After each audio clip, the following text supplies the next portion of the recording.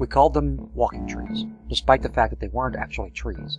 They weren't even plants, and their ambulation was scarcely what fit the definition of walking.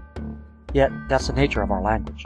We apply existing concepts to new discoveries or new concepts in order that we can use the analog to conceptualize them. Our species had done exactly that 1,000 years earlier in the computer age, when we used words like page and file and folder to describe the compartmentalization of digital information.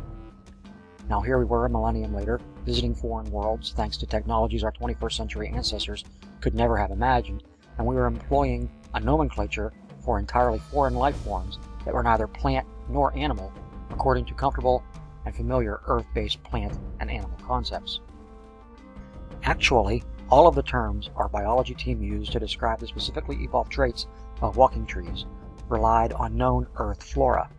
Budding, branches, rooting, and shedding were words that we could relate to, but which didn't adequately describe this unique creature's organic means.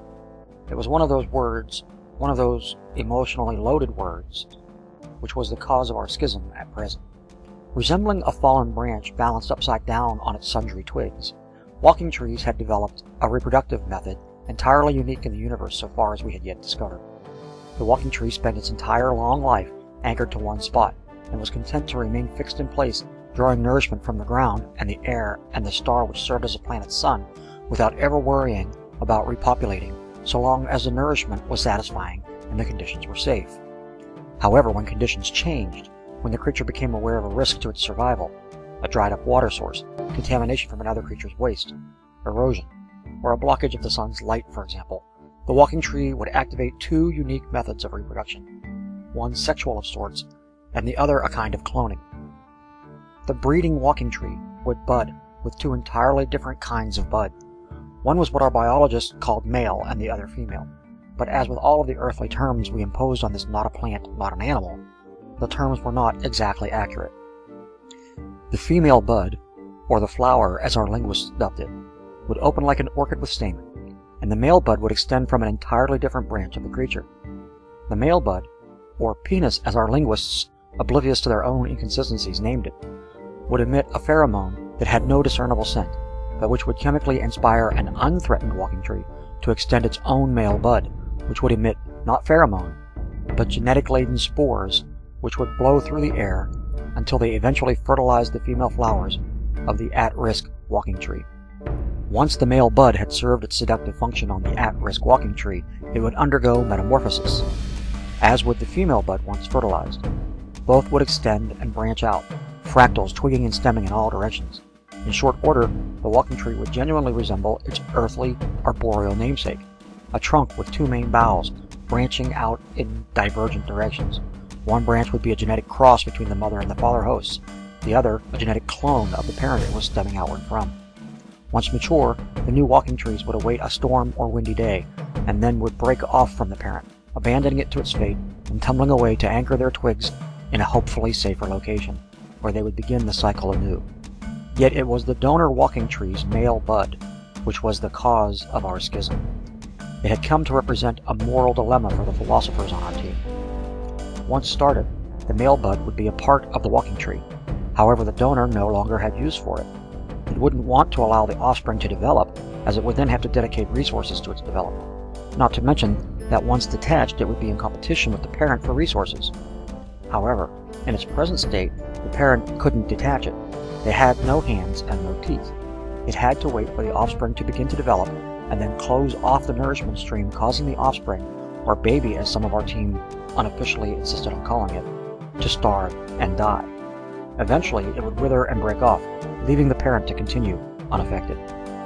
And this was the source of our conflict. Roughly half of the team wanted to call this activity a miscarriage. The other half wanted to call it an abortion. Some of those who wanted to call it an abortion had no moral qualms with the idea of actual abortion, but others did, and there was infighting in this camp due to that disagreement. But they weren't alone in their discord. Some of those who wanted to call it a miscarriage wanted that terminology because they had moral issues with abortion, and they didn't want to confront the philosophical disconnect that calling something which they saw as natural and necessary an abortion carried.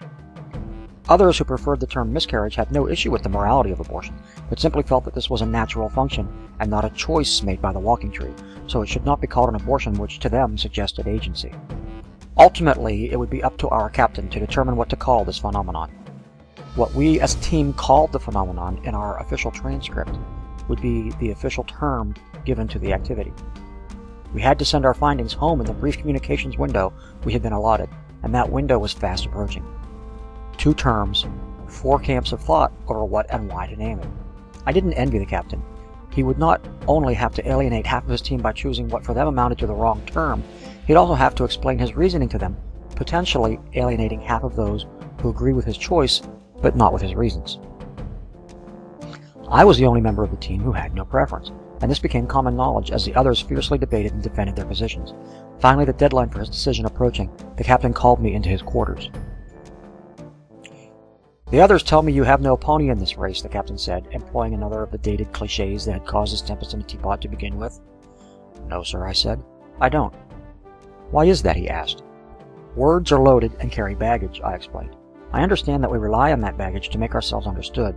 In fact, I just did it when I used the term baggage. However, beneath the text is the subtext. What we mean may not be what we say, and tempers should be meted to allow for that reality." "Meted?" the captain said. "Parsed. Bestowed. Allotted," I explained. "Are you a linguist or a philosopher?" the captain demanded. "No, sir," I said. "I'm a biologist." "We carry linguists and philosophers on these teams, specialists to hash out these issues," the captain said.